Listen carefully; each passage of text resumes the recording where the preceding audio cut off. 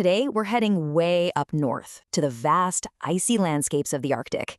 And, a quiet standoff there is suddenly heating up, all because something pretty unexpected just happened.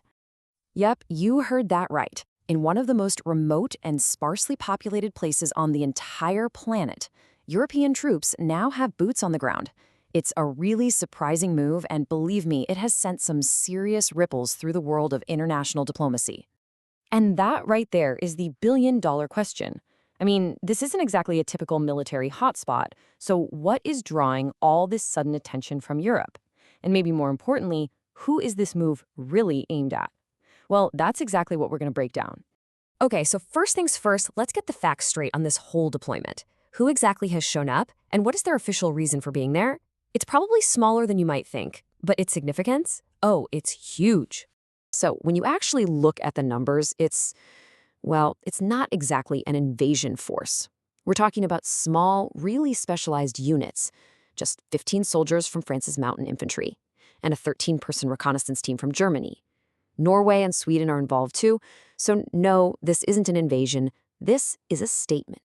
Right, so the crucial thing to get here is that this whole mission is highly symbolic. Officially, it's being called a recognition of the territory exercise.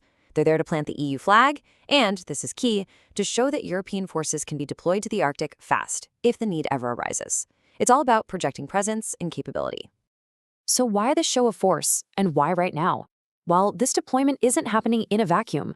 It comes right on the heels of some really high-stakes diplomatic talks that hit what's being called a fundamental disagreement with the United States.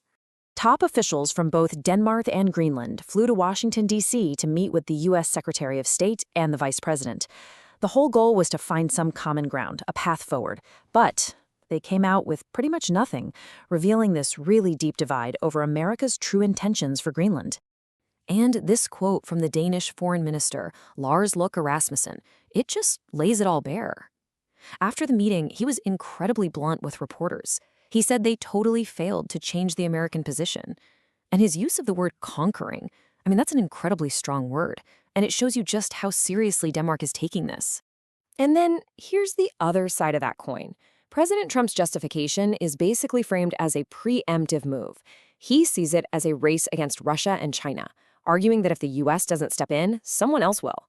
So you've got two completely different worldviews just colliding over one massive island. All right, let's zoom out a little bit, because this is about way more than just the U.S. and Denmark. This is really about a new great power game, with a lot of players making moves on the Arctic chessboard. So you really have to understand the two main drivers for the U.S. here. First, Greenland is absolutely loaded with mineral resources. And second, its strategic location is just critical for keeping an eye on and countering growing Russian and Chinese activity in the Arctic. To put it simply, control of Greenland means control of a vital piece of the globe. And of course, other powers are not staying quiet. Moscow was really quick to respond, and they accused the West of hypocrisy over this whole rules-based world order thing. The idea that the West makes rules for everyone else, that it doesn't always follow itself. So Russia is definitely positioning itself as a major critic of this power play. But in the middle of all this high-level geopolitical maneuvering, there's a really crucial voice we need to hear. The voice of the people who actually call Greenland home. Because for them, this is not a game. For the Inuit communities who live on the island's west coast, the whole idea of foreign powers showing up to extract resources has struck some very real fear. Their concerns aren't about flags or military bases, they're about survival and about their heritage. This quote from Carl Sandgren, an Inuit Greenlander, it's incredibly powerful. It just cuts through all the politics and gets right to the heart of what's at stake. He says, "We are Inuit, and we've been living here for thousands of years." It's basically a plea to see Greenland not as a piece of real estate up for grabs, but as a homeland.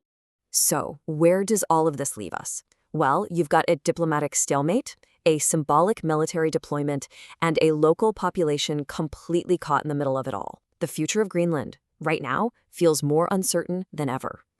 By now, the positions are pretty crystal clear. You have the United States pursuing what Denmark literally calls a wish of conquering. Then you have Denmark and Greenland pushing back hard, asking for cooperation, not ownership. And finally, the European Union planting a flag to make a symbolic statement that it too is a player in the Arctic. And that really is the question that hangs over everything, isn't it? As these global powers all vie for control, who's actually going to decide the future of Greenland? Will it be the superpowers looking for a strategic edge? Or will it be the people who have lived on this land for millennia? This small European deployment, it might just be the opening move in a much, much longer game. Thanks for joining us.